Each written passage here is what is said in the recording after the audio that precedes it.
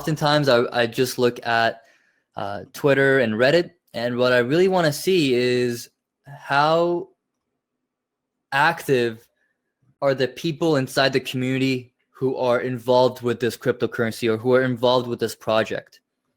Now, the reason I look at, for example, the Twitter or the Reddit is I just want to see what the community thinks about the project. Because if the community does not support the project, there is no way that the crypto can grow and take off and become better. And a small indication of that is, again, Twitter and Reddit. I scroll down, I see they have over 100,000 followers. That's a good sign. I scroll down, I'm seeing that not only are they active inside their community, inside their social media, which is big, but there's a lot of retweets and a lot of likes. So there's people who are actively being involved in this. And that's a good thing. And again, don't take this as financial advice because you looked at a Twitter post and it has a lot of retweets, so you go ahead and buy the coin. Don't do that at all. This is just, again, I'm looking at indicators of what shows a good project, what shows a good team. Because at the end of the day, there's a team behind this cryptocurrency or project, especially these smaller altcoins. And that takes me to my next point. After taking a look at the community involvement, right, whether that be on Twitter or Reddit, you know, I see they have a lot of members, a lot of people actively posting, right? That takes me to my next point, which is the team behind the coin, right? The team behind this project. And that's very important. The way you find out who the team is, usually it's on their site. Let's take a look at this together. I'm doing this with you. Usually it's here. So we got careers, there's community. Usually there is a team option over here. Well, if it's not here, then what we could do is usually these coins have a LinkedIn. And I'll tell you, and I'll tell you what I'm getting at this in a second. So I just literally Googled Brave token and LinkedIn, and I just got taken right to their LinkedIn. And what I'm looking for is this: who's working at this place, right? If we look at, well, it's asking me to log in, but if you look at exactly who these people are who are running it, there's a couple of things that I'm looking out for here. The first thing I'm looking for is I'm looking at who's running it. What's their previous background and what's their previous experience? And I'll give you an example of this. So for example, if a person who is running the operations for this cryptocurrency project, I'm either looking for A, do they have any experience in cryptocurrency in general, right? Or B, do they have any experience in that specific niche or vertical that the cryptocurrency is in?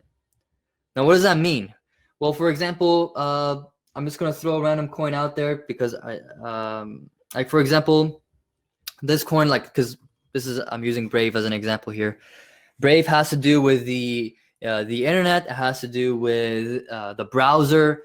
I'm looking for, do any of the employees there have any previous working experience working with browsers, working with internet security? Because ultimately, if that's the project they're working on, then it would be pretty good to have a couple people, you know, who is running the team at Brave, or I'm just using Brave as an example, to make sure that, you know, they have experience in this industry. Right? That's kind of what we're looking out for here.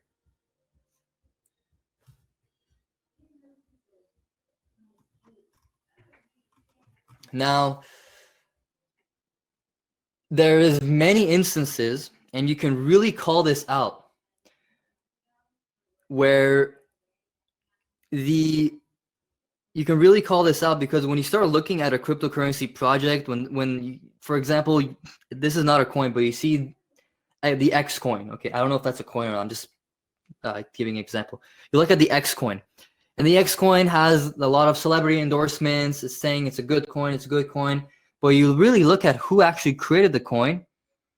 It's like some random person that doesn't have any experience in cryptocurrency and doesn't have any experience with whatever the cryptocurrency is trying to solve. And that raises a big red flag for me personally. So for example, if they go after a project that ultimately, if they pull it off correctly, it will be better than what we have. Okay, it solves the problem. But if you look at their team it does not have any experience with crypto, does not have any experience with that specific industry. That just automatically raises a big red flag, because these coins are like projects, right? It's like getting inside like a stock market, right? When you buy a stock, you become part of that company. And if that company isn't made properly, if there is a next big crash, most companies fall. The same thing happened with the cryptocurrency industry. When there was a big crash in 2018, a lot of these cryptocurrencies really just, a lot of those crypto coins that did not have the proper team set up, that did not have the right fundamentals set up at all, they just got wiped. And so did all the people that invested and bought their coins. So that's why it's very important to really take a look at these things. And I'm giving you this just so you can have the tools, right, to kind of call this out for yourself. Because just knowing that, just having these tools can save you a lot, especially with crypto. And there's a lot of hype still around it. So I just want to make sure everyone here is safe moving forward.